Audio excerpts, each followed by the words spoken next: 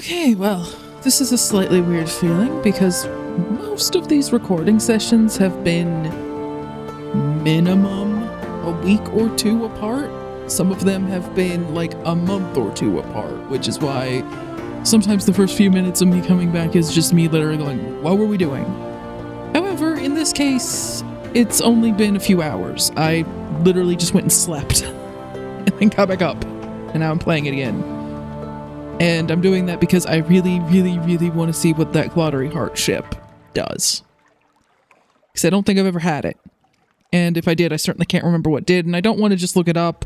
I know I had Bill look up some stuff yesterday, but it was all stuff that I knew we'd come across. I knew it existed. I just needed to know where it was. Because there, especially as your captain discovers more stuff, and especially when sometimes you go weeks or months in between playing this, good luck keeping track of it. You know? But I didn't have him look up the Glottery Heart. I still don't know what it does. And I want to know what it does. So we're back. So in this case, I actually remember what we were doing. We need to do the Abyss rituals, and we need to get more strange catches for both the thing that we're building here in our study and the Glottery Air, so that we can convince her that her father was not a super special person, and she'll come with us onto the dang ship. So with that in mind, I think I had pretty much set up everything so that we were ready to leave. Like, I turned in all the port reports, or I believe we did. I thought our hold was freaking full last I checked, but oh, it didn't save. I bought more fuel, and it doesn't save you buying things, so that's the discrepancy there. Yeah, if you just buy something and then you don't do story stuff or something to cause it to save afterward, it won't save that. So yeah, that's the only thing we lost, is that I didn't buy fuel.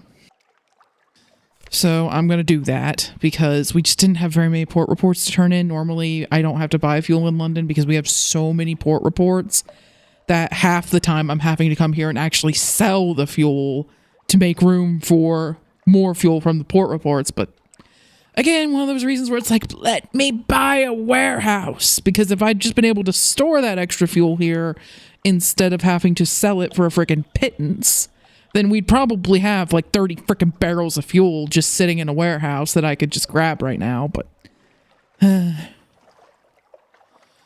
seriously, like, I know how to change the ship stats and such myself, but I don't know how to like go about adding like a whole new thing to interact with. I don't know how to do that for this game. So if somebody does, and you make a warehouse that I can buy, I would really like that. Honestly, I might just look and see if anyone's done it, because I haven't checked because I'm not modding this run. Anyway, so we need to take that person to Gator's Morn. And yes, they took our friggin' mirror catch box. I'm still kind of angry. And just to put my anger into more coherent words of someone who hasn't been recording for, I kid you not, almost 13 hours. I'm not angry that they took it. You could argue like, okay, it's an object that's clearly for an illegal purpose, and it makes sense that they would take it.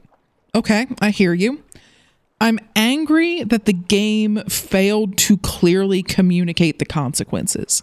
Like, it even said 0 echoes when I hovered over the consequences. I'm like, wait, don't I at least have to pay tax on the romantic literature I'm carrying? And I did. 35 echoes for it. It's just, it didn't communicate the consequences clearly, and frankly, I would have reworded the they'll take all smuggled sunlight to they'll take all mirror catch boxes. That would more clearly communicate to the player that they will take them whether they are filled or empty. Because you can actually use mirror catch boxes for a few other things in this game besides just smuggling sunlight, like the angry dream snake thing. So it's like, it's not like that's even all they're for. I don't know, still kind of mad about it, but at the end of the day, we're essentially out 250 echoes to go buy another one at Con Shadow, and now I just need to keep it in the back of my head that if we get that specific customs check, because there's at least 2 different ones, if we get the one that isn't about red honey, I need to hide stuff, regardless. Which is a little bit irritating, but on we go. Now, I know I checked Wolf's Rift. I would assume that I checked Bad Stevner's Abyss, but I will at least glance at it. I know we've done the iron one, which is the pomegranates, and we've done the pyres one, whatever that one increases. We've done those two, and we've done the greeting one. There are 2 other abyss types, 2 other ritual types, and I need to look for those. The one for graves, which is veils, and then I don't even know what the other one is called. So we need to go down to Gator's Mourn, and we will probably stop by, I'm gonna say, like Mutton Island on the way down there, and maybe Abbey Rock, but probably not. Probably just Mutton Island, Gator's Mourn. Let's see, do we have any other quests that we could be doing besides? I'm trying to think, like, for her, we need to probably either find the Irrepressible and take it out. I'm sure that would lead to something. Or we're going to have to start commissioning armors. And to commission armors from her, Strange Catch, Scintillac, and we get Scintillac very, very easily if we go to Cecil, so that's easy. And then 3 bolts of spider silk. Getting 3 bolts worth, we could just buy that at the Khanate. That one would be actually a very, very easy one to make. For this one, 2 caskets of sapphires.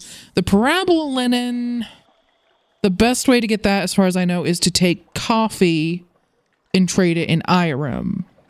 And the Stygian ivory, I know we've come across a few different places to get that. So that one also wouldn't be too bad. Probably the worst part would be getting the parabola linen. But since we'd have to go down to Port Carnelian to get the sapphires anyway, I'd probably just buy the coffee there, even though it's a longer trip than just taking it from the Khanate to Irem. Let's see. Now, this is the one that there are a couple of ingredients here that I just don't know how to get. Like, yeah, the comatose ferret we technically have, as much as I'd hate to get rid of him, but yeah, he's there. Yeah, considering what I've done to some of my officers, yeah, I'm feeling worse about the ferret. Anyway. But yeah, the royal blue feather,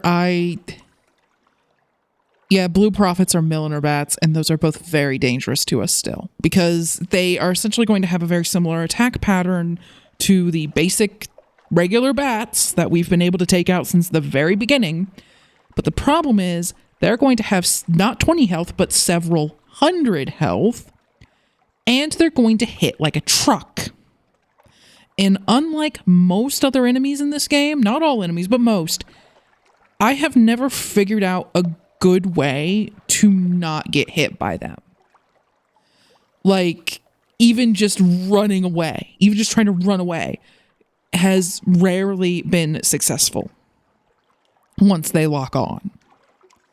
It's why I'm so freaking scared of them. Like, I think they could legitimately probably still be like just a death sentence for us. Our best bet would be to just dive and hope that we dove before they took us out. So that one's not going to happen until we have a different ship, probably. These other 2 could. So with that in mind, like, that would be like pushing us to Port Carnelian to get some to get coffee to trade for parabola linen and a couple caskets of sapphires. We'll find Stygian ivory somewhere. I know it's popped up at a few different places. I'd eventually figure it out. And then for the other one, like, 1 more strange catch. Well, we're going to need those anyway. That's no problem. We grab an extra one at Irem. The Scintillac from Port Cecil, and then some spider silk, probably from the Khanate. It's just easier than going all the way to the spiders. So we might do those. That's pushing us down south to get a few things, but that's okay. Our cook needs to go to, he doesn't say it here, but he needs to go to, come on, brain. Come on, brain. Fathom King's Hold, and he needs 5 things of wine. Okay, I'm glad I remembered that. We wasted a little bit of money because I bought more fuel than I should have, but because we need wine. But screw it, we have like 20k echoes. We can spare the captain making a few blunders. Let's get that. Go down to Fathom King's Hold. For the others, just to kind of round things off, for her, we would need to go to the surface. We'll figure that out eventually. It's not going to be right now. His story's done, as far as I'm aware. The mascots, to the best of my knowledge, don't really have stories. They're just there. They're pets. If he has more to say, we're just going to have to find it. because right now he doesn't seem to be doing anything. We already know what we're doing for her. Her story's done. I do kind of wonder if we'd cured the other lady, Rosalina, with amniescence, if we could have found another way to cure the campaigner without swapping souls, because I really do have to wonder, like, are you the same person at this point? Did we really save you? But moving on. His story's done. For him, we need a bigger ship. We've been stuck at that for a while. For him, we need to do more things in Port Cecil that I just haven't fully figured out. I have not fully figured out what she needs, other than we probably need to exit the map in each direction, and that's going to be its own really big undertaking that I don't want to deal with right now. And then the Sigil Eaton Navigator, well, his story's done. And horrifying. Yep, okay. So that's where we're at. So, Port Carnelian, because we would need coffee and sapphires. Now, of course, that's going to be difficult to fit on our ship while we're also hauling around mushroom wine. So, let's see.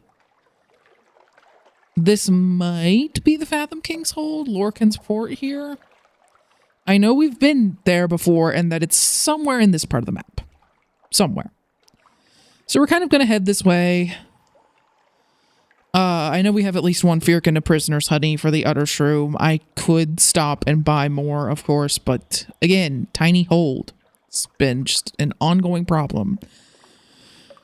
So I'm thinking Gator's Morn to drop off that person.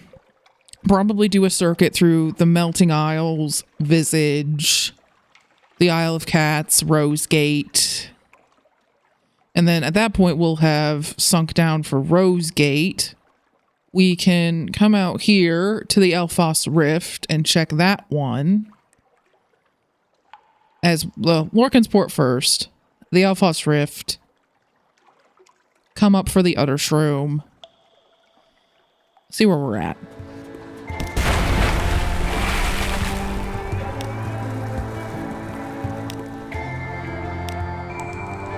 Found some spider soap. We'll try to hold on to that. That's one of the things that, one of the dresses we could actually theoretically make. I will check the requirements on the, I keep calling them dresses because that's mostly what I think of when I think of clothes, sue me. But the different clothes that she could make, I'll check them again when we're in Port Carnelian. Definitely no point in going to Port Carnelian right now. We literally just can't hold on to any more stuff, which would be the primary point of going there.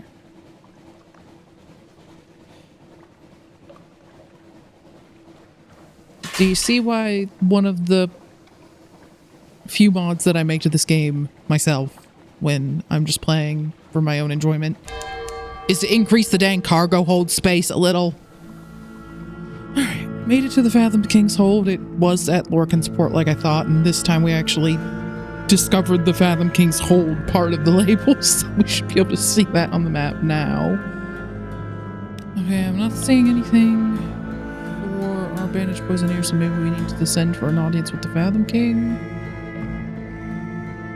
It cost us the Z story, unfortunately, but let's try that. Yes, that's where we need to be. Attend to the poisoneer's feast. The drowning court, soggy, chattering, hungry, populate a table of carved coral. The poisoneer claps his hands. Your crew scurry in with steaming plates. The seventh miracle. There are 7 courses, each named. It begins with the first touch on the skin, a plate of silky white flesh submerged in yellow sauce, fresh, sharp, shocking. Next comes struggling against the current, a fierce tearing of coursing flavors. It leaves the diners watery-eyed and reaching for their wine. Before they recover, bowls of pelican soup are set before them. Swallow, the poisoneer intones. The taste is deep and rich and heavy, lining the stomach. Several drownies lift the bowls to their lips to catch the last drops. A merciful interlude follows. The surface, high above, is a mild, palate-cleansing mousse. Afterwards comes last breath, a roulade? That's not one I recognize. It's either roulade or roulade. And considering that most of this is probably French, of still wriggling tentacles, bitter on the tongue's tip, but departing with a long, mellow aftertaste as it slides down the throat. The penultimate course, the abandonment of the self, is spun with sugar and crunchy with salt. Spherical cages of solidified syrup containing fiery sweetmeats. The filigree cracks between drowny teeth. The sweetmeats vanish down damp gullets. Last of all, the promise of what is to follow, a bruleed cream of inexplicable pungency, indescribably Moorish. The diner leans back, bloated. When their senses return, they call for the poisoner and congratulate him upon impeccably reproducing the sensation of drowning in culinary form. It was not drowning, the Fathom King says, his baritone rolling over the babble. It was love. He raises his glass to the poisoner. He is now called the Bandaged Chef Paramount, which I honestly prefer because I can actually freaking say it. As is usually the case with these title changes, he gives more stats now. And we're in port, so it should be fine to just assign him again. So far he's not saying anything, so I don't know if he's going to have like a wrap-up conversation when we leave. What? But we're done here.